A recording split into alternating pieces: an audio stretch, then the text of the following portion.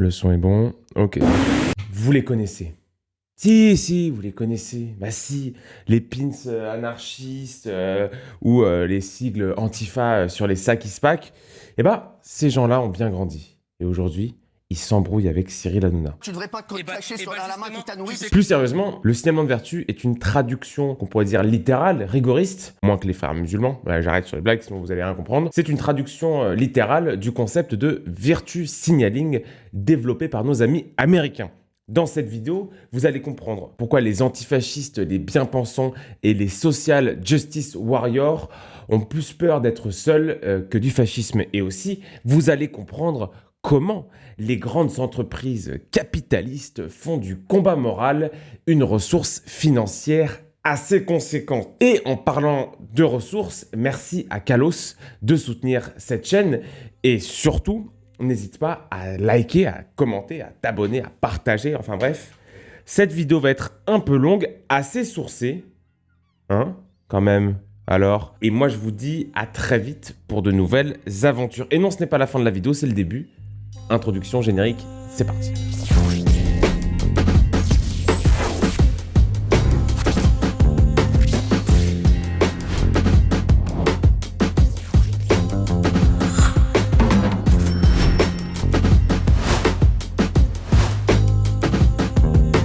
Déjà, un petit mot sur mon sponsor Kalos. Alors, si t'en as ta claque de porter des marques mondialistes, alors choisis Kalos, une marque française et patriote, avec une large gamme de produits en hommage à l'histoire de France, produits et fabriqués localement. On peut y retrouver au choix des bijoux, des vêtements, des chevaliers ou encore des sweatshirts comme celui que je porte actuellement. Regarde, tu vois, héritage. Alors, pour les déconneurs, Kalos fait même aussi une reproduction exacte de l'épée de Charlemagne, en cas où vous auriez un petit souci de voisinage, ou encore la chevalière Regalia. Et les fêtes de Noël arrivent. Enfin, si on se fie à mon calendrier Kinder, je suis déjà au 23 décembre. Hein. Je suis boulimique. Hello! J'ai aucun pote. Mais si tu veux offrir un cadeau qui a du sens, un cadeau qui a une portée, offre du Kalos pour Noël. D'ailleurs, pour les combattants, dans ma communauté, il y en a forcément. Vous étiez où quand je me suis fait agresser? Kalos lance une gamme pour les sports de combat. Donc, va sur leur site et entre le code Georges10. Tu peux bénéficier de 10% sur l'ensemble du site. Joyeuses fêtes et place au spectacle.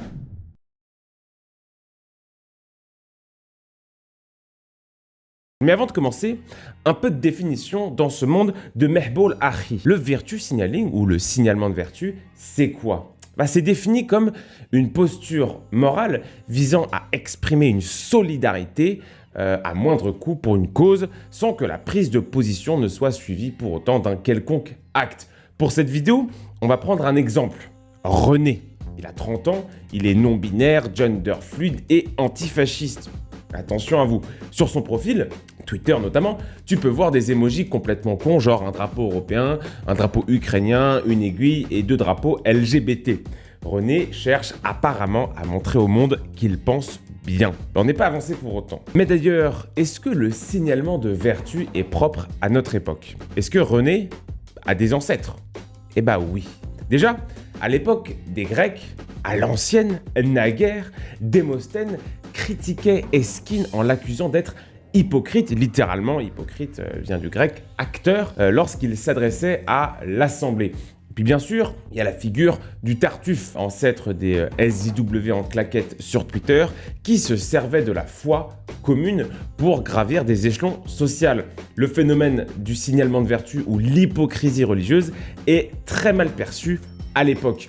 On pense évidemment au pharisianisme chez les chrétiens, qui désigne une forme de piété ostentatoire. Et même Vladimir Jankélévitch opposait la vertu vertueuse et silencieuse, donc celle qu'on ne montre pas, avec la vertu virtuose et bruyante.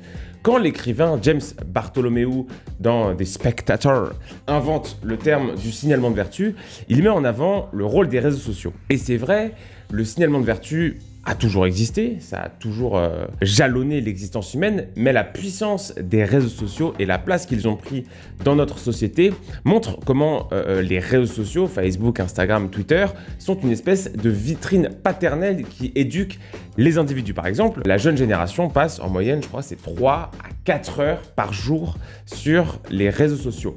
Le poids du regard des gens est alors décuplé. Vous passez 3 à 4 heures à regarder ce qu'on vous présente comme la bonne morale, la bonne vertu. Et donc, vous devenez forcément malléable à ce qu'on pourrait appeler la pensée dominante. Mais alors, vous me direz, ok, ce phénomène existe depuis longtemps, mais à quoi correspond-il? Qu'est-ce que notre René, picousé à fond, veut nous dire à travers son signalement de vertu? Bah évidemment que René est bon, ça va de soi. Enfin, plus exactement, que René est meilleur que vous. Et c'est ce qui a donné aux Chinois le terme Beizuo. Le Beizuo, c'est littéralement la gauche blanche, désigne les individus qui se sentent supérieurs moralement et intellectuellement à leurs semblables et qui n'hésitent pas à le faire savoir. Et c'est là qu'intervient un paradoxe.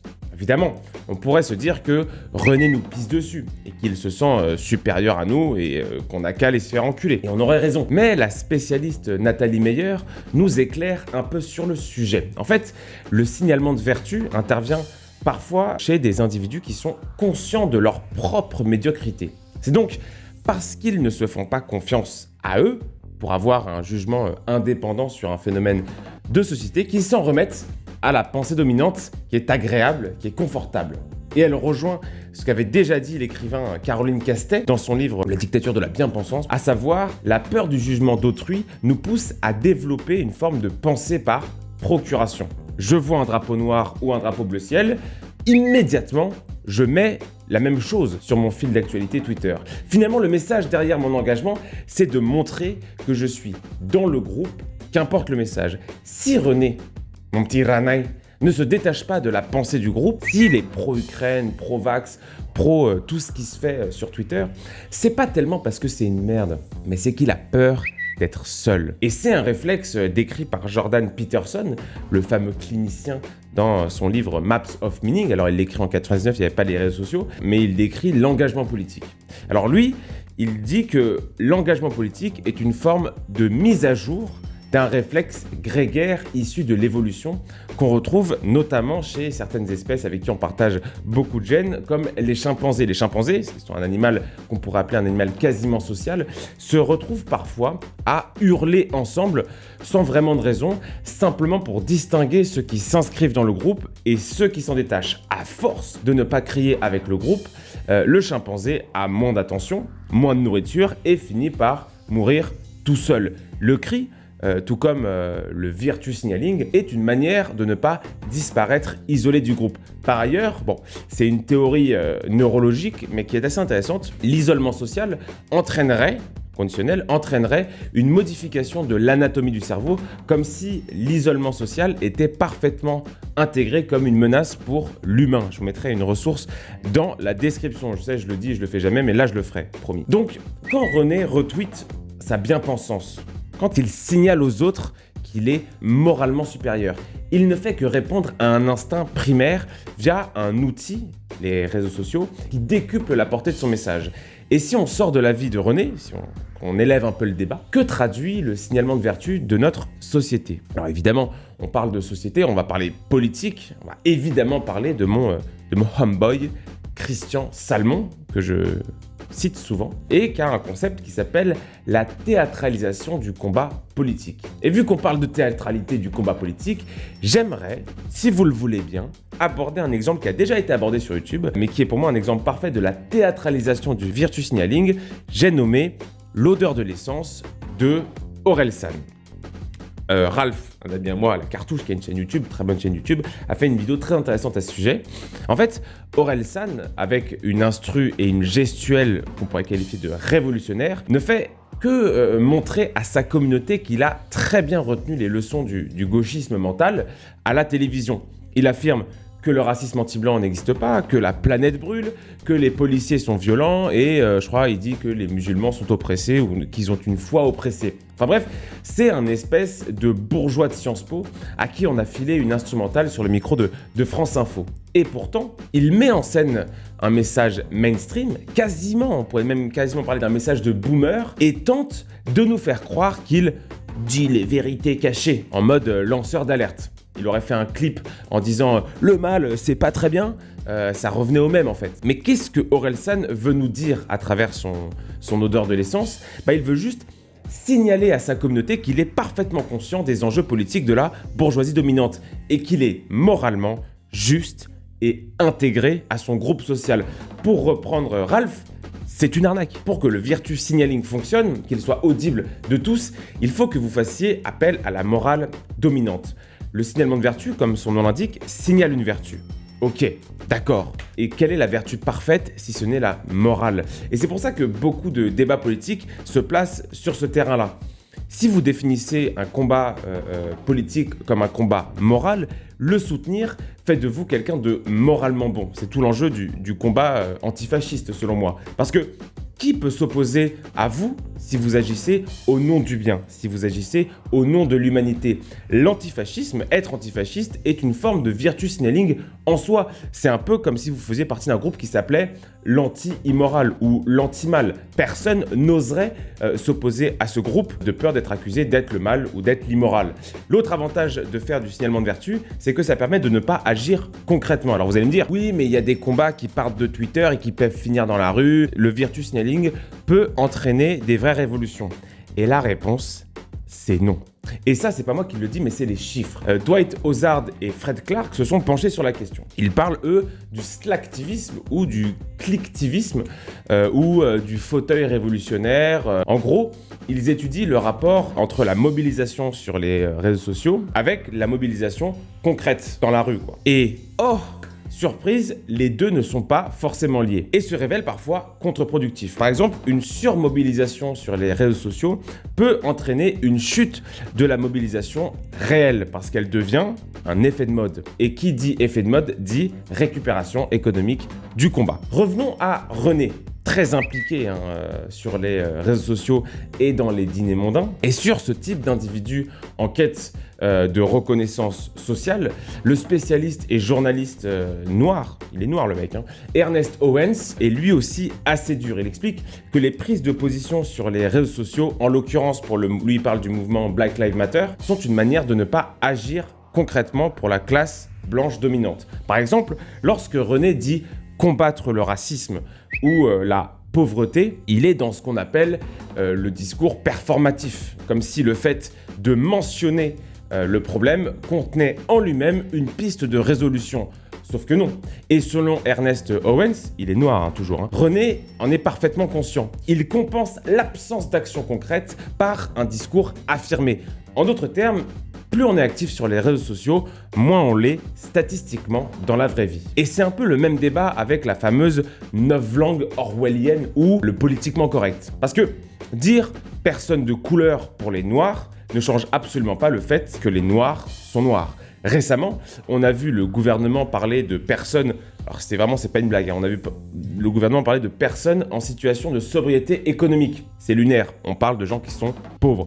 Ce paternalisme qui vise à ne donner qu'aux minorités un nouveau mot est qualifié d'hypocrisie mondaine par l'écrivain Alain Finkielkraut.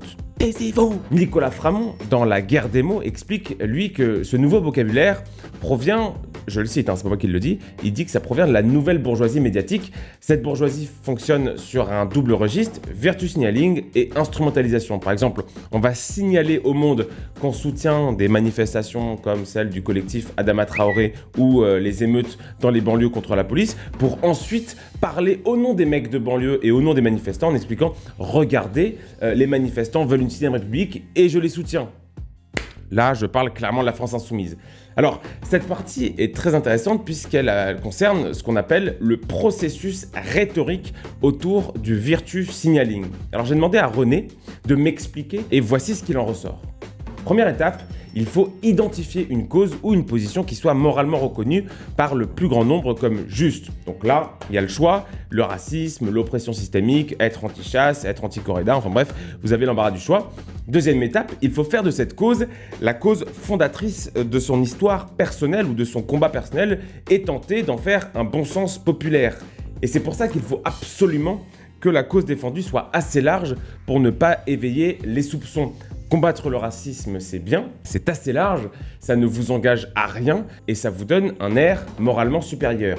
Et enfin, troisième étape, il faut diaboliser ceux qui ne se joignent pas à ce signalement de vertu.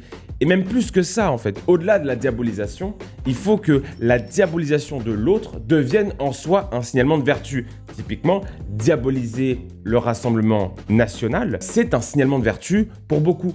Ça veut dire qu'on est quelqu'un de bon et de moralement juste. Et enfin, vous l'attendez tous, comment analyser tout ce virtue signaling au niveau des individus? Et là, il y a deux théories qu'il faut que j'aborde, que je n'ai pas encore abordées dans cette vidéo. L'une est micro, donc au niveau de l'individu, et l'autre est davantage macro et voit le virtue signaling d'un point de vue global et quasiment d'un point de vue économique. Et on verra qu'il y a évidemment un petit billet à faire. Au niveau micro, donc, au niveau de l'individu, la société ultra connectée a fait paradoxalement émerger une génération d'individus qui sont très seuls. Alors on connaît l'adage, c'est pas parce que tu as Facebook que tu vas baiser, c'est un adage populaire. Par exemple, des études de Harvard montrent que plus on utilise un smartphone, moins on a de rapports sociaux réels.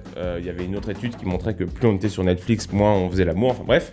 Par conséquent, la personne sociale que l'on entretient sur les réseaux sociaux, le moi social qu'on entretient sur les réseaux sociaux est très important, surtout pour une génération qui est très influençable. Le virtue signaling peut être vu comme une manière de s'intégrer dans un groupe social par mimétisme et par peur d'être isolé, et aussi bien pour un collégien que pour un parti politique. Je prendrai l'exemple de la cause des Ouïghours. Alors les Ouïghours, c'est une minorité musulmane en Chine, dans la région du Xinjiang, qui subissent ce qui s'apparente à une forme d'épuration culturelle depuis près de 35 ans. Par ailleurs, ce qu'ils subissent ne fait qu'imiter ce qu'ont subi la minorité tibétaine depuis les années 1950. Et en 2019-2020, quand cette minorité passe sur le devant de la scène avec l'appel de Raphaël Glucksmann, pendant 1 ou 2 mois, tout le monde se met soudainement à s'inquiéter du sort des Ouïghours. Alors, vous avez qu'à regarder les influenceurs qui ont mis un drapeau de couleur bleu ciel, et c'est un parfait exemple, selon moi, de virtue signaling.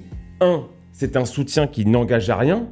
Ces influenceurs n'ont fait qu'imiter des pairs influents sans que ça coûte un investissement temporel et concret. Par exemple, il n'y a pas eu de pression pour que les usines où sont faites les iPhones dans le Xinjiang baissent. Il n'y a pas eu de baisse de fréquentation des magasins Apple. Il n'y a pas eu de baisse des fréquentations des magasins H&M et Uniqlo. Jusqu'à preuve du contraire, un drapeau bleu ciel n'a jamais libéré un seul Ouïghour d'un camp d'internement. Numéro 2, c'est une cause que personne ne connaissait initialement. Alors, il n'y a vraiment aucun mal à ça, il n'y a pas de mal en soi à s'intéresser à la cause des Ouïghours, mais pourquoi ne pas avoir parlé des Tibétains qui subissent la même chose en pire et depuis plus longtemps? Pourquoi ne pas avoir parlé des Yéménites? Pourquoi ne pas avoir parlé des Navarros? Pourquoi ne pas avoir parlé des peuples d'Amazonie? Enfin bref, qu'est-ce qui a fait que les Ouïghours sont devenus plus importants que tous les autres peuples en 1 mois? Et troisième élément, c'est une cause qui a totalement disparu. Littéralement, tous ceux qui s'étaient mobilisés sur les réseaux sociaux pour les Ouïghours ont tout simplement oublié ce combat en 1 mois. Pourquoi? Parce que l'engagement n'était rien d'autre qu'un effet de mode. Par conséquent, ce qu'on prenait pour un engagement moral répondait finalement aux mêmes logiques de performance qu'une innovation, avec une phase de lancement, donc le discours de Raphaël Glucksmann, une phase d'exploitation où le concept était défendable pour ceux qui le regardaient. Oh, regardez, il est trop stylé, il défend les Ouïghours. Enfin, troisième phase d'une innovation, une phase de déclin où les Ouïghours seront remplacés par une autre mode, qu'elle soit vestimentaire, morale ou sociale. Tout à l'heure, j'ai évoqué l'aspect profitable d'une cause de virtue signaling et oui, parfois l'engagement sur les réseaux sociaux est économiquement bénéfique pour les entreprises. C'est le cas, par exemple, du greenwashing qui consiste à compenser une attitude hautement anti-écologique par une surcommunication sur le thème de l'écologie. Alors évidemment, on pense à la BNP Paribas, qualifiée de la banque la plus pollueuse d'Europe par Oxfam France pour son implication dans les énergies fossiles. Cette banque-là va sponsoriser des événements réputés écolos comme le Z-Event et par ailleurs, ce Z-Event était partenaire avec le groupe Total Energy. Alors il n'y a pas que les banques qui se foutent de notre gueule et qui achètent leur conscience écologique. Les pays peuvent très bien le faire. David Carman et Richard Nimijan ont analysé Justin Trudeau, le Premier ministre canadien, comme le modèle de communication du virtue signaling. Ils définissent la loi. La communication autour d'un sujet est inversement proportionnelle à l'action concrète du pays pour ce sujet. On pense que le Canada, avec Trudeau, est une espèce de paradis de l'écologie durable. Nope, pas du tout. C'est le président, Justin Trudeau, qui a le plus subventionné le pétrole de l'histoire du Canada. Et le Canada est le 4e producteur de pétrole au monde avec 5 millions de barils par jour. Comme quoi, le virtue signaling, ça rapporte. Certains, comme Klaus Schwab ou George Soros, ont bien compris l'enjeu derrière le virtue signaling et utilisent à fond ce levier moral pour faire valoir leur projet politique qui n'a rien d'un projet moral. Donc d'un côté, la surveillance globalisée et de l'autre, la fin des États et plus généralement la fin de l'Occident. Mais on fera évidemment une vidéo dédiée à mon homeboy, George Soros. Merci à tous d'avoir suivi cette revue de... Mais non, c'est pas le... Merci à tous d'avoir suivi cette enquête. N'hésitez pas à liker, à commenter, à partager et surtout à vous abonner à la chaîne si ça vous a plu. Merci à Kalos de sponsoriser ce contenu et de faire vivre la chaîne. Dites-moi ce que vous en avez pensé dans les commentaires et moi je vous dis à très vite pour de nouvelles aventures. Team